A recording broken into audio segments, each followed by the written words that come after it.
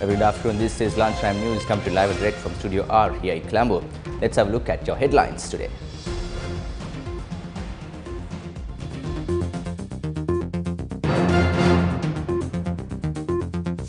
Decisive parliamentary group meeting regarding the UMP leadership to be held this evening. Enrolling new students to grade 1 commences. Protest staged opposite the provincial office of the Veerakatia Housing Development Authority. Sri Lankan cricketers off to Zimbabwe for a 2-test series.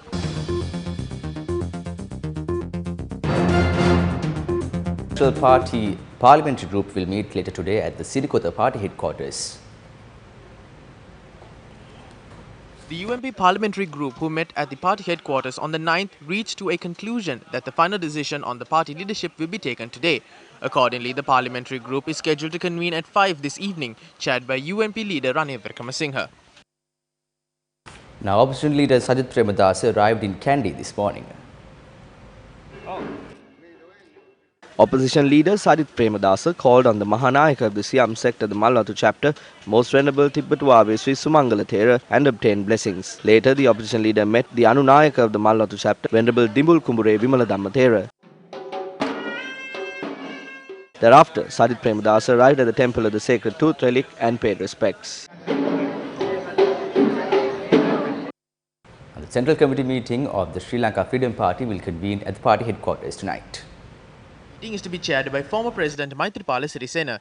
Party spokesperson Veerakumara Disanayake said the discussions are set to take place regarding the upcoming elections, among other future affairs of the party.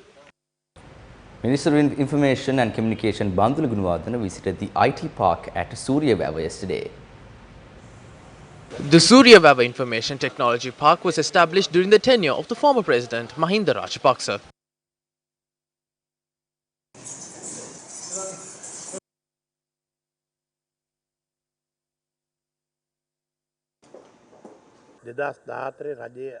This is a site that has been in the works since the change of government in 2014. A large South Lanka Information Technology Park was to be constructed in this plot. As we have utilized a large number of resources, we soon hope to transform it into an education hub for information technology and gain the support of internationally reputed universities.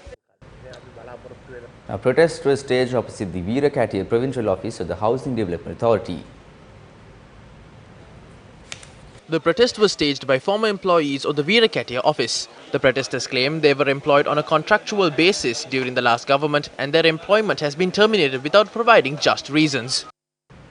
The cabinet has approved a proposal by the Education Minister to increase the number of students in primary classes to 40 from the current 35. Ministry Secretary H.M. Chitrananda has made the proposal citing the shortage of space in primary section classrooms. The national ceremony of admitting new students to the first grade is set to take place at the Dharmadeepa Primary School in Nugagolla in Mathale under the auspices of Minister Dala Saraha Peruma. 350,000 students are attending their first school year this year. In the past few months, several complaints have been lodged regarding irregularities in the admission of students to grade 1. Further investigations are being carried out against principals of some schools. The Commission to investigate allegations of bribery or corruption stated that anyone can file a complaint against bribery happening in student intakes by simply calling the hotline 1954.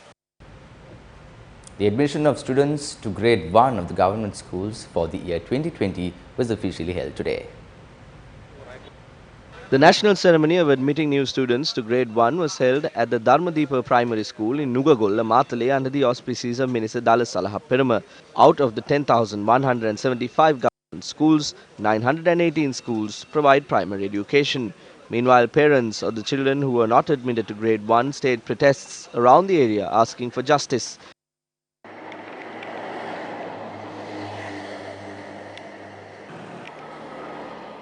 A group of parents staged a strike opposite the Sangamitta school in Gaul due to the injustice that occurred in the admission of their children to schools.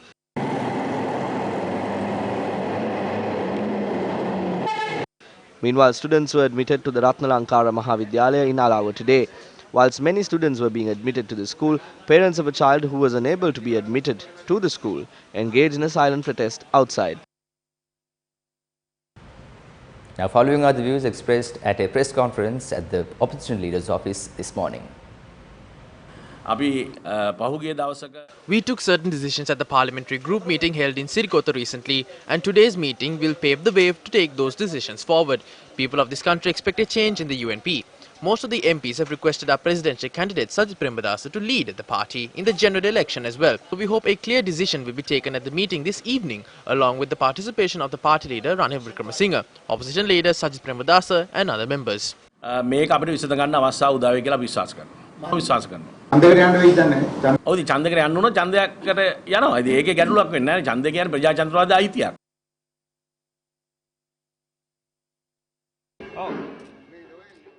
Opposition leader Sajid Premadasa. Russia's parliament will begin reviewing President Vladimir Putin's nomination of a little-known tax chief as the country's new prime minister today. After his announcement of a sweeping constitutional shake-up fueled speculation, he plans to extend his hold on power.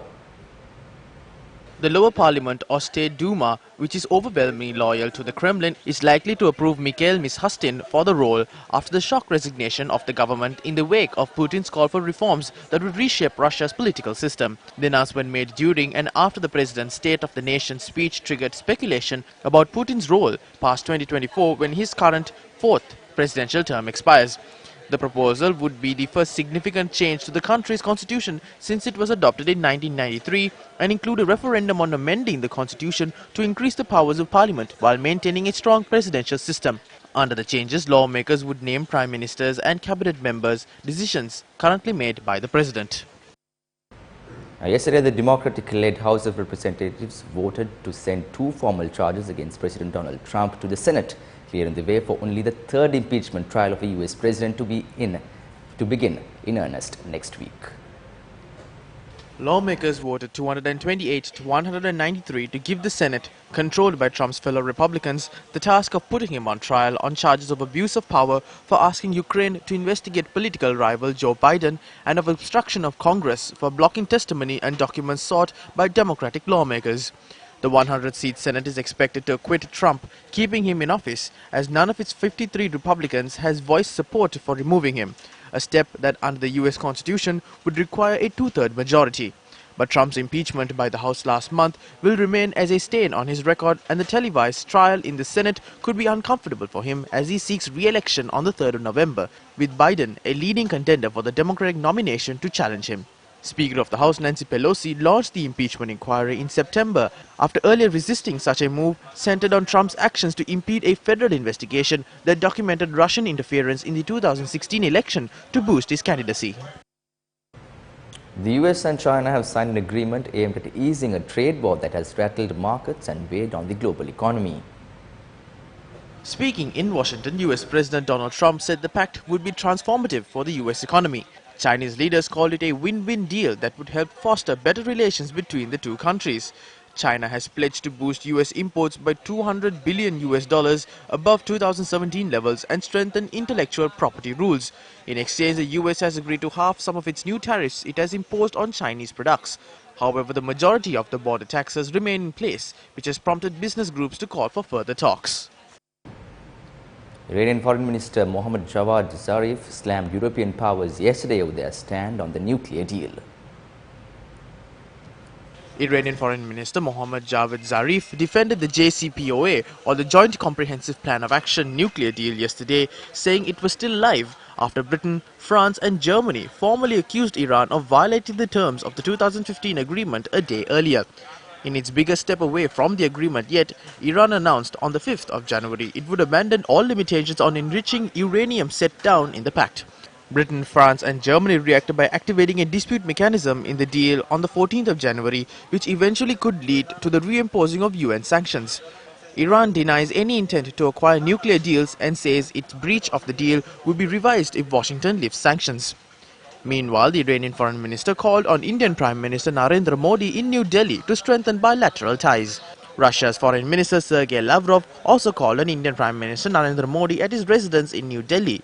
He paid a courtesy visit to Modi after addressing a meeting at Raisina Dialogue, a security and geopolitical conference in Delhi, where he spoke at length about Gulf countries' security cooperation.